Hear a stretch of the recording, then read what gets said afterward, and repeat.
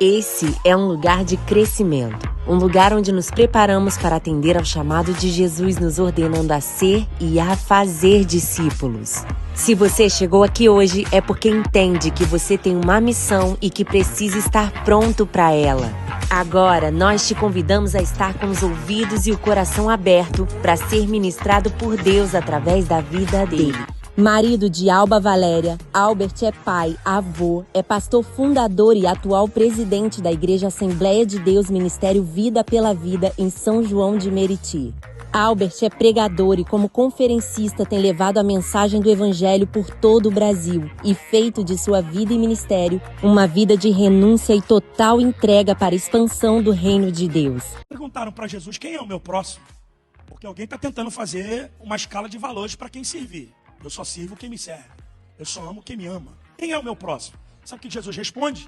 Em forma de parábola. É a parábola chamada do bom samaritano. Na verdade, na parábola tem um sacerdote, um levita, um homem que ficou caído no meio da história. O levita passa, não socorre o homem. O sacerdote passa, não socorre o homem. Até que vem o samaritano, desce do cavalo, tira vinho e óleo, trata da ferida do cara. E quem é o herói da história? O samaritano. Mas Jesus está contando isso para o judeu. E o judeu odeia o samaritano. A resposta é, a pessoa que você tem que mais amar é aquela que você mais odeia. Porque a gente às vezes fica romantizando o evangelho. O evangelho não é romance. O evangelho tem sangue, sacrifício. Deus não quer o que você odeia, Deus quer o que você ama. Para que você responda para você mesmo quem é que você ama mais. Porque amar a Deus implica em perder coisas por causa dele. Pedro, tu me amas? Quando Jesus expõe essa palavra amor para Pedro, ele usa um termo grego chamado agapau. É um amor sacrificial.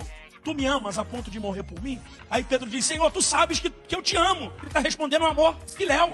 Eu te amo como um amigo. E Jesus não quer uma amizade. Ele quer um relacionamento de sacrifício. Porque se você não consegue dizer para Deus que você ama a ponto de você deixar aquilo que Deus odeia, você nunca amou a Deus.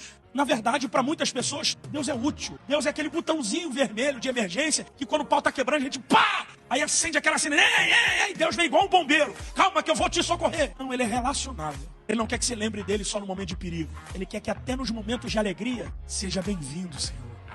E hoje ele será um instrumento de Deus mais uma vez para nos conduzir ao crescimento enquanto discípulos de Cristo. Vamos receber agora, com muita alegria, na conferência Discípulos da Vindy Church, Pastor Albert Ferreira. Glória a Deus, que bom estar nesse lugar, pessoal. Pode tomar o seu assento.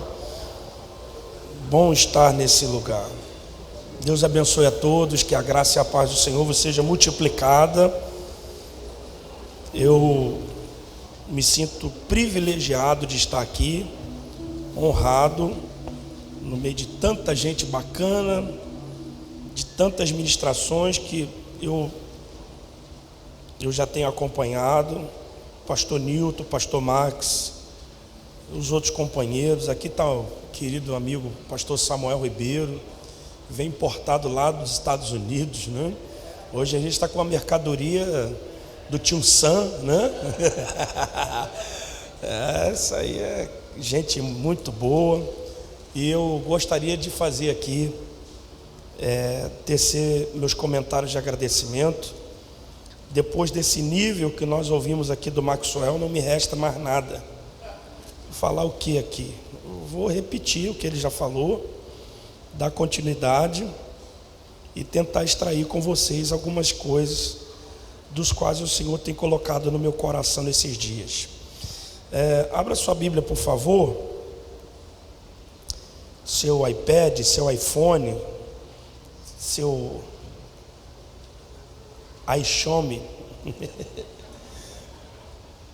É um texto que é extremamente desintoxicante para mim, gente.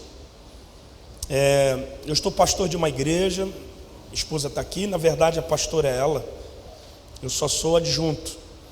Meus filhos são os pastores de lá, minha esposa é a pastora de lá, eu só sou adjunto, porque eu ainda tenho que conciliar o pastoreio com a vida ministerial. Já tomei muito na cabeça aqui, né? Maxwell falando, você quer ter nome, você quer ter fama. Eu vim desse mundo também, e na verdade nós viemos desse mundo. Essa parada de achar que a sua vida só é projetada pela agenda que você tem, né? E a gente vê muitas pessoas ainda intoxicadas nessa parada de achar que nós somos medidos pela agenda. A gente é medido pelo compromisso. A gente é medido, na verdade, pelo peso da vaidade que vem sobre nós de uma coisa que não é nossa, né? Então, pronto, eu não ia tocar nesse assunto, mas eu vou ter que tocar. Esses dias aí, uma menina estava lá fazendo um vídeo chorando porque ela tinha sido cancelada, porque ela foi pregar em um aniversário de um influenciador digital, e ela chorando porque houve cancelamento das agendas. E eu fiquei pensando, eu falei, cara, qual é o preço da vida da gente em relação aos compromissos que a gente tem no reino de Deus? Será que ela está chorando pelo cancelamento das agendas, ou ela está chorando por causa do dinheiro que ela pode ter perdido pelas agendas? Eu acho que existe uma inversão de valores da nossa nova geração que está vindo aí para anunciar o Evangelho. A nossa geração, ela tem se tornado mais influenciador digital do que profetas. E o que a gente está precisando nesse tempo são pessoas que portem o Evangelho do Reino de uma forma profética, coesa, sucinta, e que traga as verdades. Porque na verdade, se eu te atraio pelo produto que eu me tornei, provavelmente eu vou ter que te agradar para te manter. Amém? E eu não posso ser um produto. Eu não posso que você seja atraído à minha vida porque eu me tornei um produto. Porque o Evangelho constrange, gente. Amém ou não? O Evangelho que não constrange é só piada. E nós não estamos aqui para contar piada.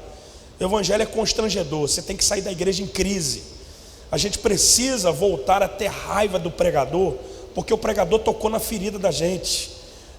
A gente não pode ter pregador predileto, cantor predileto, porque todas as vezes que a gente tem alguém como predileto, parece que Cristo fica em segundo ou terceiro plano. Então a gente fica brigando para saber quem é que vai pregar na rede de homens, rede de mulheres. Na verdade, todo mundo é idólatra, né? A gente gosta de uma idolatria. A gente gosta desse nível de comprometimento com a pessoa humana. Aí fica uma geração inteira dividida na internet, porque uns aplaudem a posição da menina, porque se fosse eu também estaria lá, e outros dizem, não, ela não poderia estar lá. Mas na verdade, de um jeito ou de outro, a gente tem tratado a garota como um produto, e nós não somos um produto. Eu me lembro aqui, eu já vou usar o texto, de que José pediu ao copeiro de que quando ele estivesse lá, se lembrasse dele. E Deus fez questão de fazer com que esse cara não se lembrasse, porque isso se refere muito à vida de muitos pregadores e obreiros que estão aqui. A gente coloca a nossa mão na vida de quem não merece, e às vezes a gente não entende que as pessoas nos tratam como produto, porque tem muita agenda na mão de assessoria, e o assessor trata o pregador ou o profeta como produto, até a hora que chega um produto melhor do que você. Todo mundo gostava de Samsung até chegar o iPhone. Todo mundo gosta de um iPhone até descobrir que o Xiaomi é um genérico que pode ser comprado um pouco mais barato. Mas enfim, texto que eu queria dividir com vocês. Abra sua Bíblia aí no João, capítulo de número 1. Evangelho de Jesus, segundo escreveu João, capítulo 1.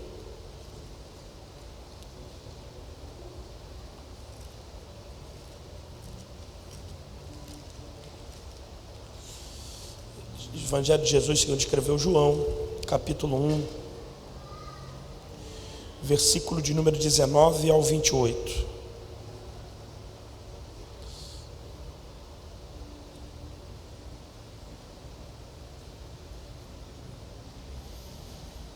Vamos ler a partir do 15, vamos lá, do 15 até o 28. No João 1,15, João 1,15, do 15 ao 28. João testemunhou sobre Jesus e exclama dizendo: este é aquele quem eu disse, ele é o que vem depois de mim e tem a excelência, porquanto já existia antes de mim. Continua. E da sua plenitude todos nós temos recebido graça sobre graça. Porquanto a lei foi dada por intermédio de Moisés, mas a graça e a verdade vieram através de Jesus Cristo. Ninguém jamais viu a Deus. O Filho unigênito que está no seio do Pai é quem o revelou. Este é o testemunho de João, quando os judeus enviaram de Jerusalém os sacerdotes e levitas para o interrogarem: quem és tu? E ele confessou e não negou, mas declarou francamente. Grita todo mundo: eu não sou Cristo. Mais alto. Eu não sou Cristo. Mais alto. Eu não sou Cristo. A última vez. É desintoxicante isso aqui. Na verdade, o que nós temos aqui é o testemunho de João, que já batizava, já tinha os seus discípulos, que foi interpelado pelos religiosos, pelos mestres da lei, acerca de tudo aquilo que ele havia feito. Na verdade, o judeu, com a sua expectativa messiânica, confundiu em muitas coisas Jesus com João Batista. João Batista, que é filho de Isabel e Zacarias, que na verdade nasceu dentro de um ambiente extremamente difícil, que posteriormente possa ser que tenha se tornado um essênio, possa ser que tenha se tornado um essênio, então estudado as escrituras mediante a tudo o que os essênios faziam mediante as escrituras sagradas, possa ser tudo isso. Mas uma coisa é certa: quando perguntaram para João quem ele era, ele fez questão de falar: eu não sou Cristo. Quando eu li essa frase por uma ou duas vezes, isso me constrangeu demais, porque isso é libertador. É libertador, é desintoxicante, porque o que João está dizendo aqui não é um desencargo da sua consciência, não é ele querendo fugir de um embate teológico. Na verdade, João está afirmando aqui, em essência, a pergunta dos sacerdotes que estavam falando quem é que ele pensa que é.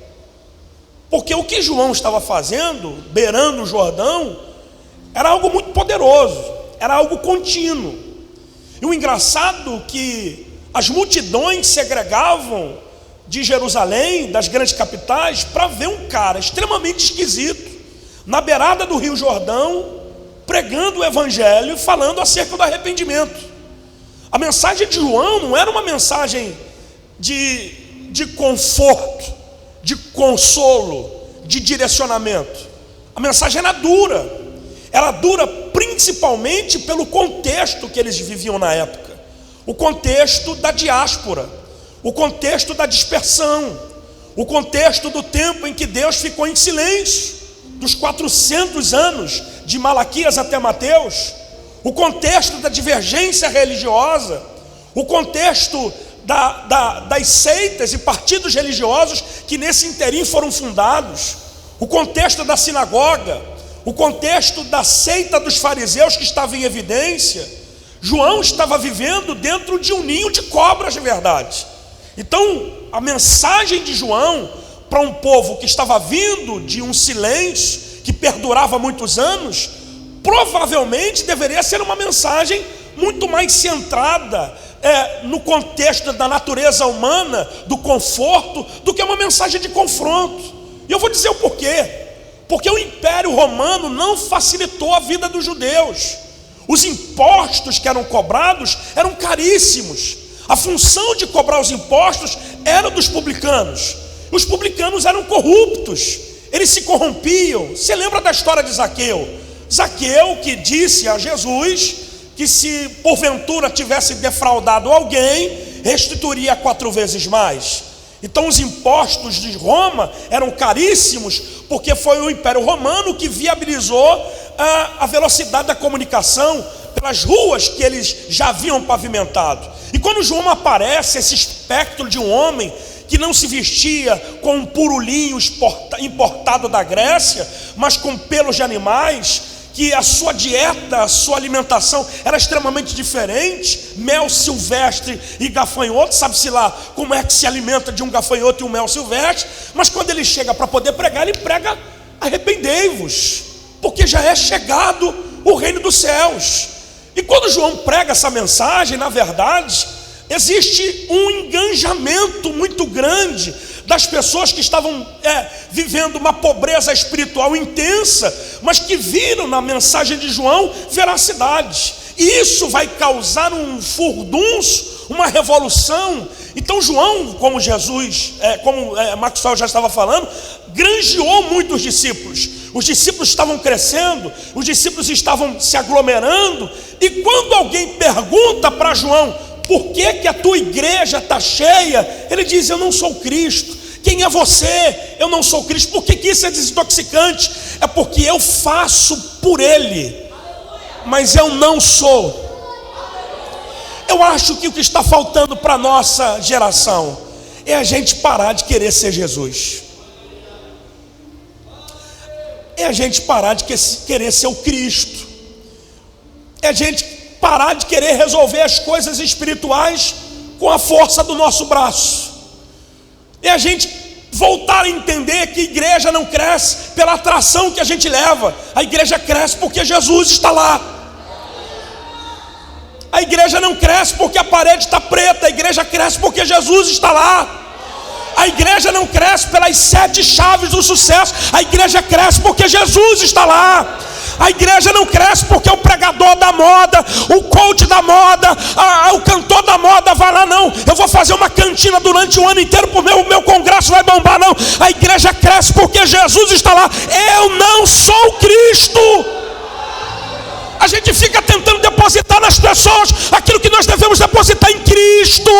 Você fica tentando depositar em si mesmo, pela sua teologia, pela sua formação, pela sua capacidade de raciocínio. E eu vim aqui nessa manhã para te dizer: você não é o Cristo. Você não é. Eu sou vaidoso, gente. Não alimenta a minha vaidade não, que eu acredito. Não fala para mim que eu preguei muito não. Sumiu, glória. Não fala para mim que a minha igreja é legal, porque eu sou vaidoso. A mente da gente mente para a gente. E a gente acaba acreditando que o que a gente faz é por causa dos nossos esforços.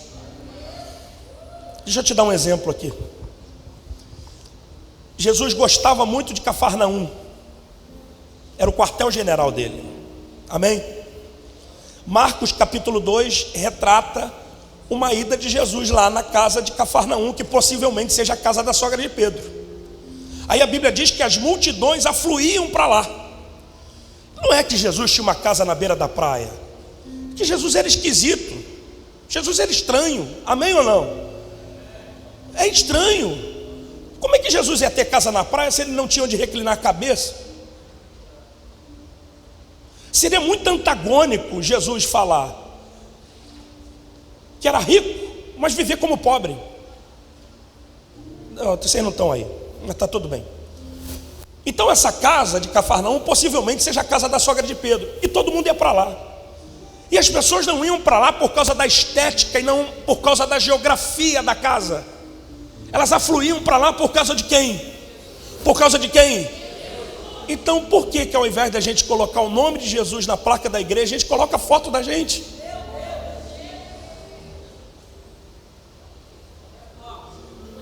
Por que ao invés de colocar... Para a nossa geração não basta isso. Para a nossa geração eles querem a cartilha do congresso. Eles querem saber, o Maxwell prega que dia, Newton Júnior pega. E a gente que é vaidoso acha que as pessoas estão lá por causa da gente.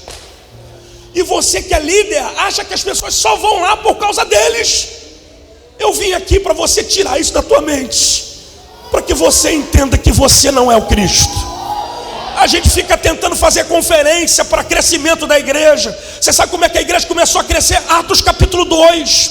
Você sabe como é que as almas se convertiam? Atos capítulo 2. Você sabe como é que eles começaram a dar oferta? Atos capítulo 2. Porque oferta, conversão tem muito a ver com a presença da dispensação do Espírito Santo nessa época.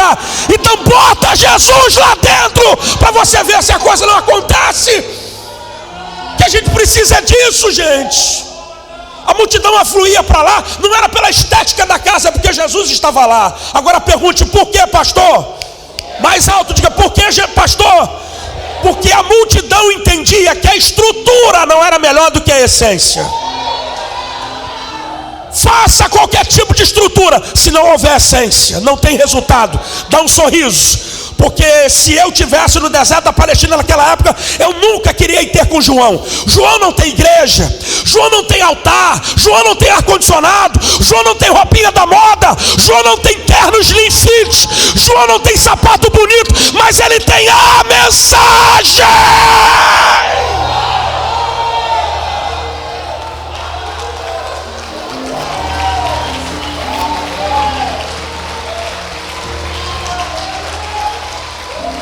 Segure a mão de alguém e diga: seja fiel à mensagem que Jesus lhe confiou. Diga: porque a obra de Jesus não é medida por resultados, é medida pela fidelidade. A sua fidelidade vai trazer os seus resultados. Seja fiel a Jesus. Quando alguém falar para você: você está bombando, fala: a Deus seja a glória. Quando alguém falar: a sua igreja está bombando, a Deus seja a glória. Essa conferência aqui não é para te agradar.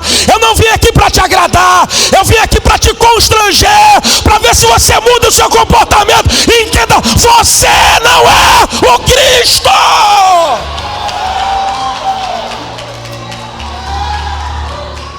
Eu não sei quem é pior na nossa história,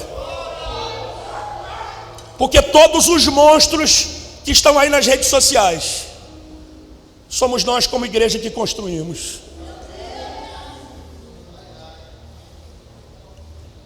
Filma aqui. O que é pior? Alguém que decidiu viver uma vida transgressora, ou alguém que estupra os cofres da noiva?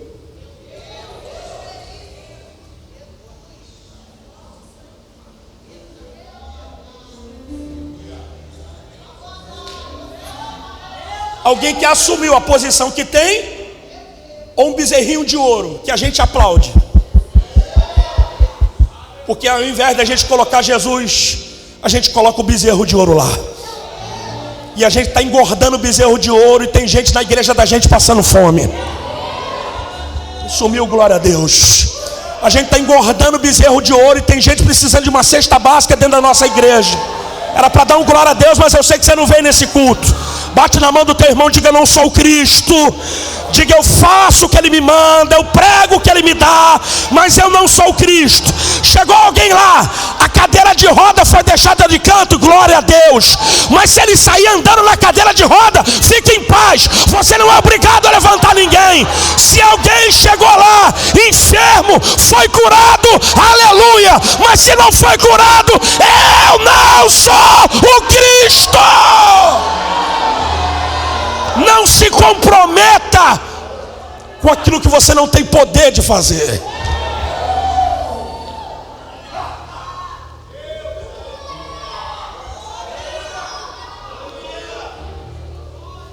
Número 2.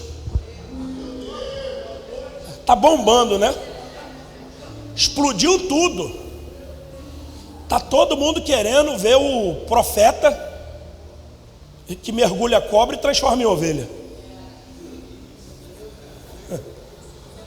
Que a mensagem dele é raça de víbora. Quem vos ensinou a fugir da ira de Deus? Maxwell uma vez ligou para mim e falou assim: eu estou pregando sobre arrependimento. Eu falei: é a mensagem que mais fecha a porta para mim.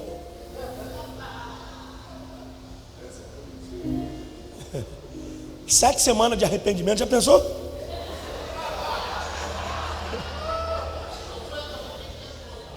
Hã? Arrependimento total, a troca do anjo.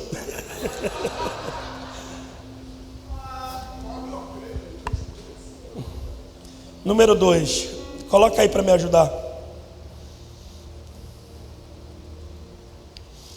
Quando no capítulo 3, versículo 22, testemunho de Jesus sobre João: aqui dos nascidos de mulher não houve ninguém semelhante a ele. O cara nunca escreveu um livro, nunca fez uma conferência. Depois disso, Jesus e os seus discípulos foram para a terra da Judéia, e ali permaneceu com eles e batizava. Continua. E João também estava batizando em Enom, perto de Salim, porque havia ali muitas águas e o povo vinha para ser batizado. Continua. Porquanto João ainda não tinha sido aprisionado. Então surgiu uma discussão entre alguns dos discípulos de João e os judeus sobre a purificação. E se dirigiram a João e lhe disseram: Mestre, aquele que estava contigo do outro lado do Jordão, de que tens dado testemunho, está batizando e todos estão indo ao encontro dele. Discussão entre membros de igreja, né? Ao que João esclareceu: o homem não pode receber, o homem não pode receber, o homem não pode receber, a não ser que lhe tenha sido dada. Olha para o teu irmão e diga assim: compartilha o céu comigo. Fala para ele. Diga: o céu está te dando algumas coisas, compartilha comigo. Divide o céu comigo. Não leva o céu para sua casa não, divide comigo. 28, vamos lá. Isso aqui é a coral da igreja. Vós mesmos sois testemunhas do que vos disse. Eu não sou Cristo, mas fui enviado como seu percussor, preparador de caminho. Vamos lá, 29.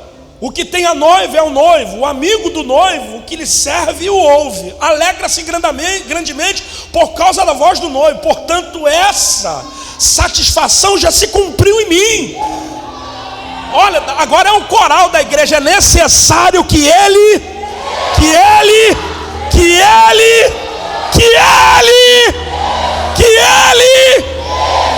eu diminua.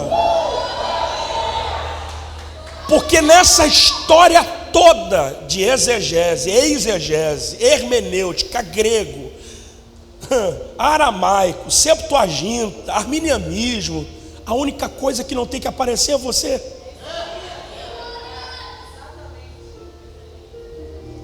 Vocês estão aí, gente? Eu estou falando de alguém que Jesus deu referência dele. Jesus não deu referência de Isaías, Jesus não deu referência de Abacuque, Jesus deu referência de João, dizendo que de todos os nascidos de mulher, João era o melhor. E esse cara está dizendo assim: ele cresça. Deixa eu te dar um feedback aqui. Pastor, o senhor me permite ir lá no Velho Testamento rapidinho? Rapidinho.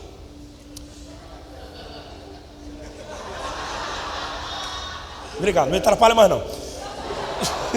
Escuta.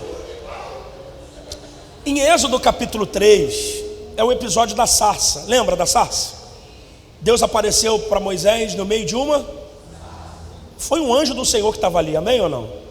A gente entende que aquele anjo ali era uma manifestação teofânica. Jesus estava ali. Então acredite, não foi a sarça. Moisés não olhou para a sarça. A sarça não tinha nada de interessante, porque ele já vivia 40 anos ali. Mas quando Jesus apareceu na sarça,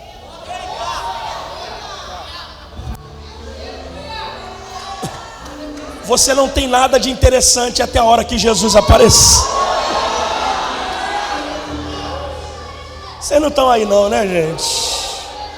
Então, por favor, não é estilo musical, não é worship, não é pentecostal, porque o céu não tem estilo.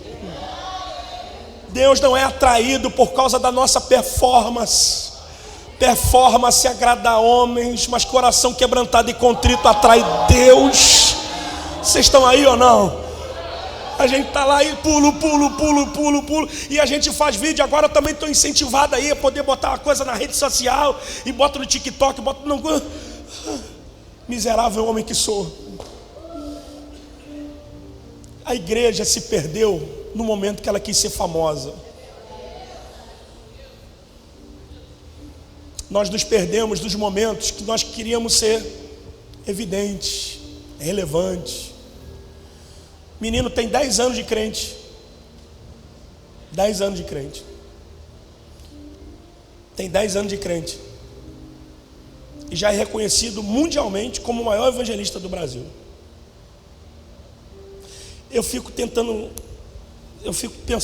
comigo assim, eu falei: Qual é o nível de estrutura que uma pessoa precisa ter para ser mentoria de uma geração?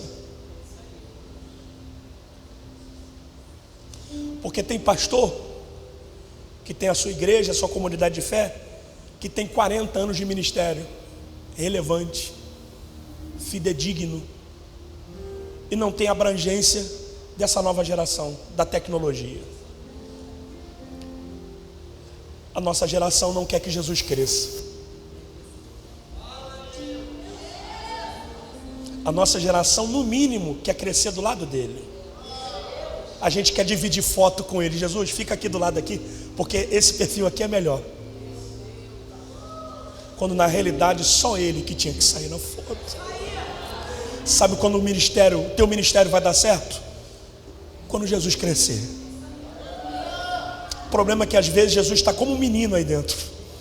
Você não deixou ele crescer. Deixa ele crescer. Deixa ele crescer, que você vai ver que não é a geografia. Teu problema não é geográfico. Sua igreja pode ser na favela, como também pode ser na Zona Sul. Quem tem que ser o grande lá é Jesus.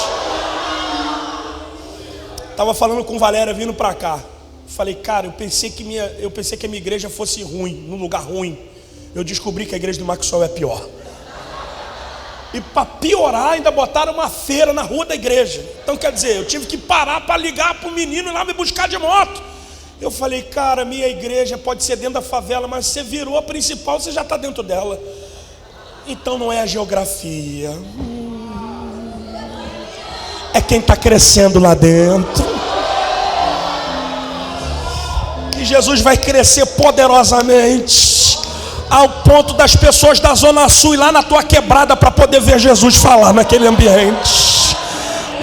O Jefferson está aqui rindo pra caramba, mas o Jefferson também, só Jesus. Fui na igreja do Jefferson esses dias. Não, Lodebar é um lugar bom, porque Lodebar tem maqui. A igreja do Jefferson, só Jesus para ir lá mesmo, né? Eu fui na igreja do Jefferson agora, passei pelo caveirão, pela dura da Polícia Rodoviária Federal, passei pelo buraco, acabei de lavar o carro, tudo sujo, mas quando eu cheguei lá eu vi Jesus lá dentro. Era para dar glória a Deus, gente. Então o teu estilo não importa, o que importa é quem está crescendo. A sua forma de falar não importa, o que importa é quem está crescendo. Se você é tradicional, pentecostal ou não pentecostal, não importa. O que importa é quem está crescendo. Jesus crescer. Deixa. Olha para alguém que está ao seu lado, diga, irmão, em nome de Jesus, deixa Jesus crescer em todas as áreas da sua vida. Diga, deixa ele crescer nos seus estudos, nos seus relacionamentos, deixa ele crescer na sua família, deixa ele crescer no seu ministério, deixa crescer. A fim de estar aqui, por favor, testifica isso. O que vocês têm aqui não é ar-condicionado. Eu sou da barraca, eu sou do tempo da barraca, da lojinha, mas na proporção que ele cresce, a estrutura e a igreja.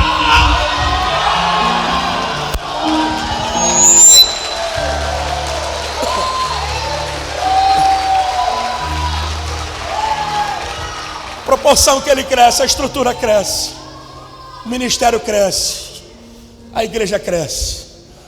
E você vai descobrir, dá um sorriso, senão eu não vou falar, que daqui a alguns minutos, alguns dias, alguns anos, daqui a alguns meses,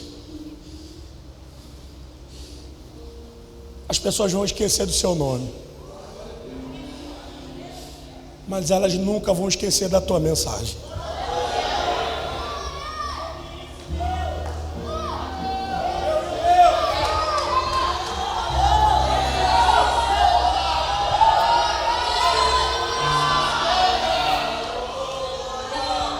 A não ser que você esteja querendo disputar com Jesus alguma coisa.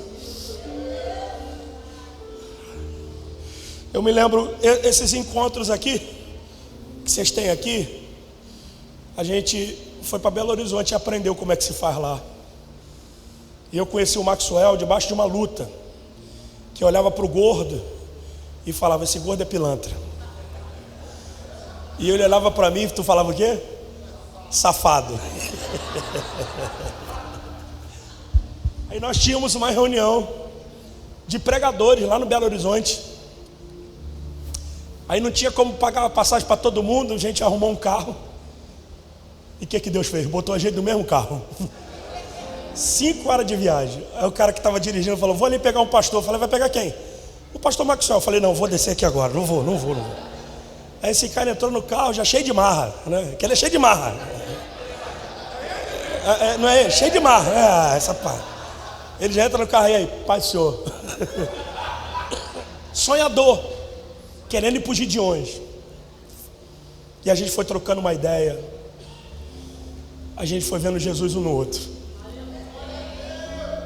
Quando a gente chegou em Belo Horizonte, parecia que a gente era amigo de infância. E nós aprendemos lá.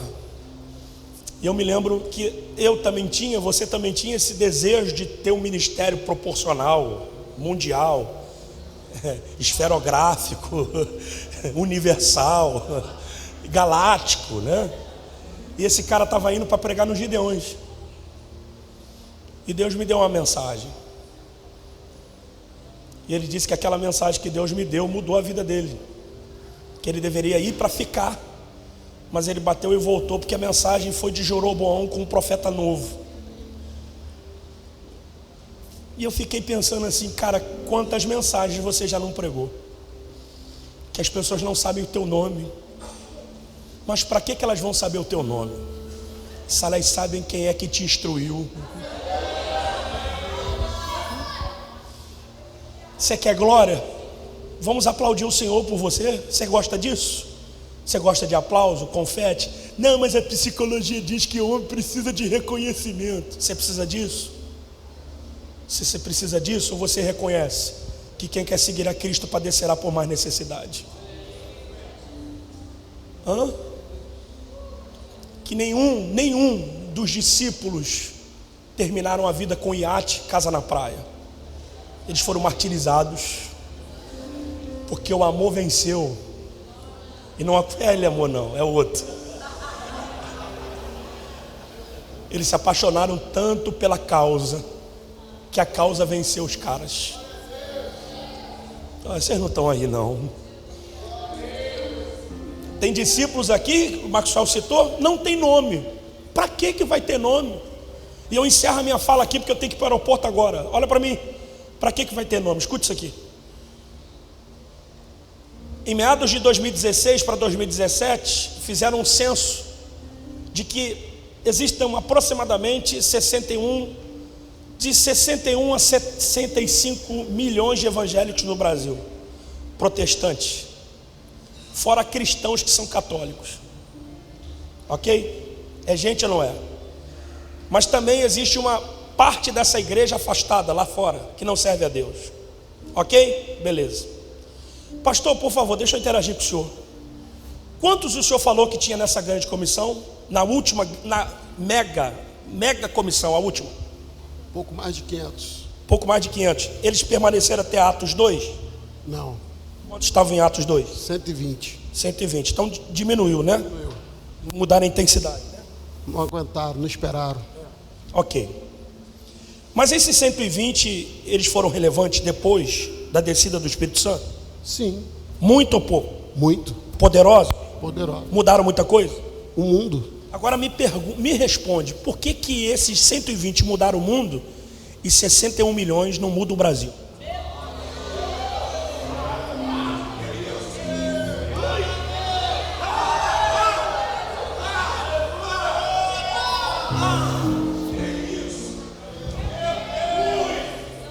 Estatisticamente, o município de São Gonçalo, eu vou falar porque eu sei disso, eu vou muito lá no Conselho de Pastores, tem mais igreja do que farmácia e padaria junto.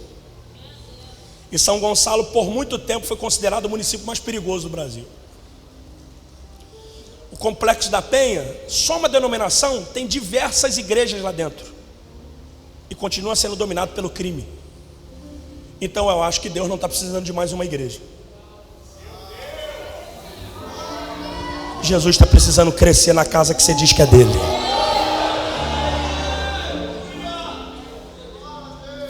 Isso não tem nada a ver com cultão de libertação.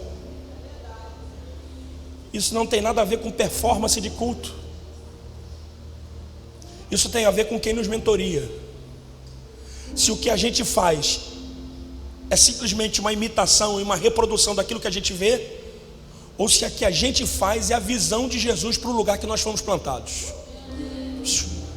Eu vou tomar rapidinho, eu não vou nem orar por você, porque na verdade cada igreja plantada em algum lugar é uma resposta do reino para o avanço dos principados e potestades, porque o mundo espiritual é real. Agora, se essa igreja não funciona, quem é que domina o território? Então não adianta ter placa de igreja se quem cresce lá dentro não é Jesus. Vai doer, mas vai te curar. Primeiro, igreja não se abre, igreja se nasce. Segundo, Jesus não te confiou uma igreja para tu ficar rico. Porque é incoerente alguém que prega o evangelho enriquecer por causa dele.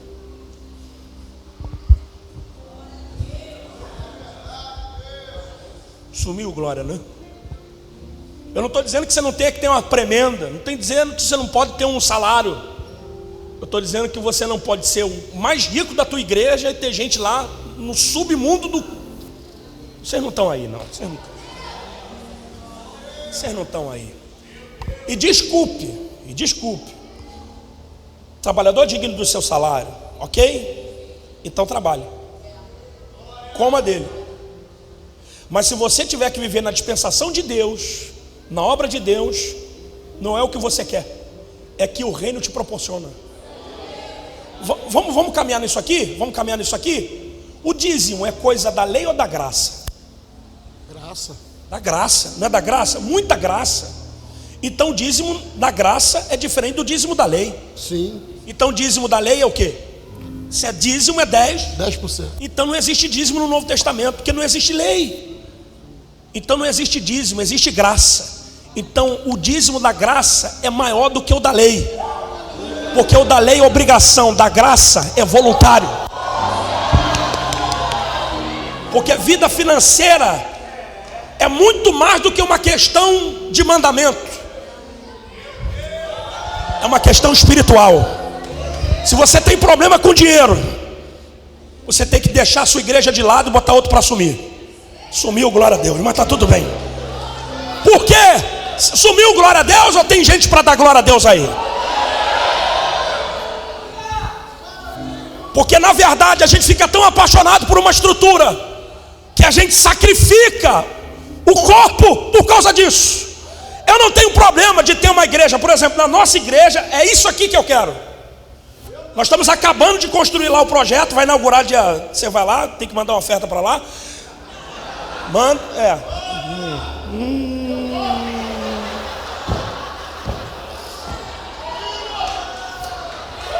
Vamos inaugurar. E a galera, o que a gente gastou lá, eu gastei mais de 100 mil reais, só tem 85% da obra. Mas também estou botando porcelanato, botando granito, botando não sei o que, banheiro de granito. Isso é para obra social. Porque para a igreja, para cultuar a Deus, menos é mais. Mas pastor, eu queria botar Cara, para que você vai botar porcelanato no chão? Se tudo vai ficar aqui. Para que cadeirona bonitona no púlpito, se tudo vai ficar aqui? Porque não adianta a gente ter uma estrutura e se preocupar com a estrutura, se a essência fica batendo na porta dizendo, me deixa cultuar. Vocês estão aí ou não? Então, voltando a falar sobre isso. Então, dentro desse conceito, existe uma diminuição da presença de Jesus em algumas denominações, justamente porque a gente não sabe entender o que o recurso é para a gente.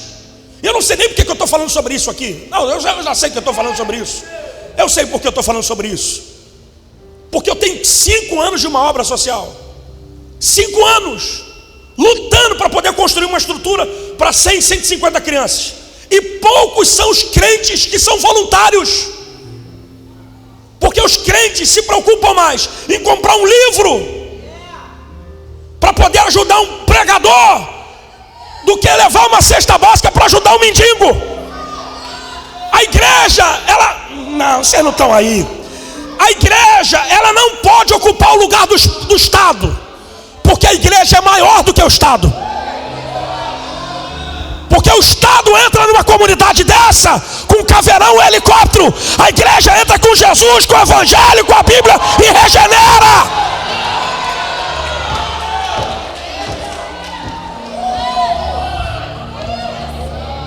Quando você vai evangelizar um mendigo, um miserável, ele não quer saber se você conhece a exegese, hermenêutica. Ele quer saber que você... ela baixei. A linguagem social é a de dar. O ponto de contato é dar. Você guardou os mandamentos? Sim. Então vende o que você tem. Dá aos pobres. E terá um tesouro no céu. Olha para o teu irmão e diga para ele assim: como é que Jesus está crescendo na sua vida financeira?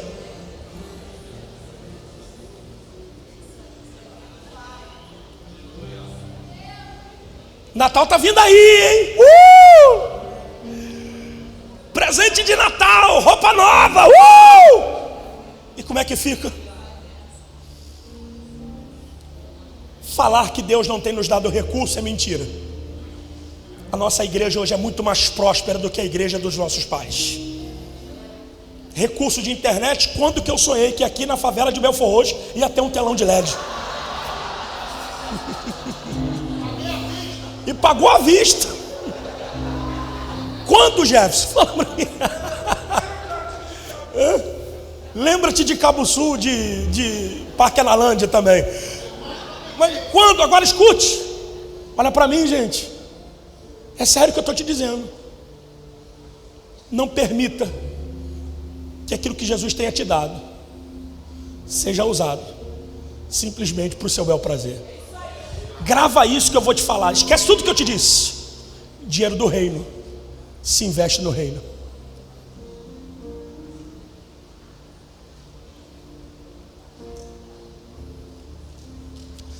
O movimento do evangelho cresceu pela proporção da vida espiritual que eles tinham. E ninguém dava palavra de 1 hora e meia hora de oferta para alguém ofertar. Eles voluntariamente depositavam as suas fazendas aos pés dos apóstolos. Eu acho que não está mais na hora da gente olhar para frente. Eu acho que chegou a hora da gente olhar para trás e saber onde é que a gente se perdeu. Porque se a gente continuar caminhando aleijado, eu julgo que a gente vai caminhar em dores. Isso aqui não é para a gente caminhar em dor. Isso aqui é para a gente ter prazer.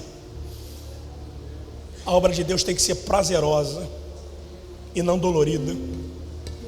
Pastor Newton Júnior usou uma expressão dizendo que se você está morrendo pela obra de Deus é porque você está sofrendo da síndrome de Messias.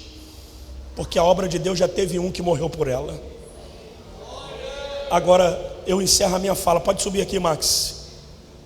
A obra de Deus para você tem sido um peso ou tem sido uma alegria? Você ainda tem a palavra eis-me aqui, ou você continua dizendo mais uma vez? Bota a mão no seu coração. Diga: Jesus, cresce na minha vida. Diga: não posso continuar crescendo e o Senhor em mim tendo o mesmo tamanho. Diga: cresça mais do que eu. Diga: me reduza, me coloque para baixo, no pó de onde eu vim, mas que o Senhor cresça. Fala: cresça, cresça, Senhor. Diga: me perdoe se por algum momento da vida eu quis disputar espaço contigo. Diga: me perdoa se por algum momento distraído eu quis dividir contigo algo que só pertence a ti. Diga: Jesus, me perdoa. Diga: me reconcilia a ti novamente, na minha chamada, no meu ministério, mas não do jeito que eu penso, mas do jeito que o Senhor quer que seja. Diga: Jesus, me ensina, me instrui, me direciona, fala comigo. Senhor, eu não posso falar nada para ninguém, daquilo que eu não ouvi de ti, Senhor. Diga, volte a falar comigo, Jesus. Grita, diga, volta a falar comigo, Jesus. Grita, diga, volta a falar comigo, Jesus.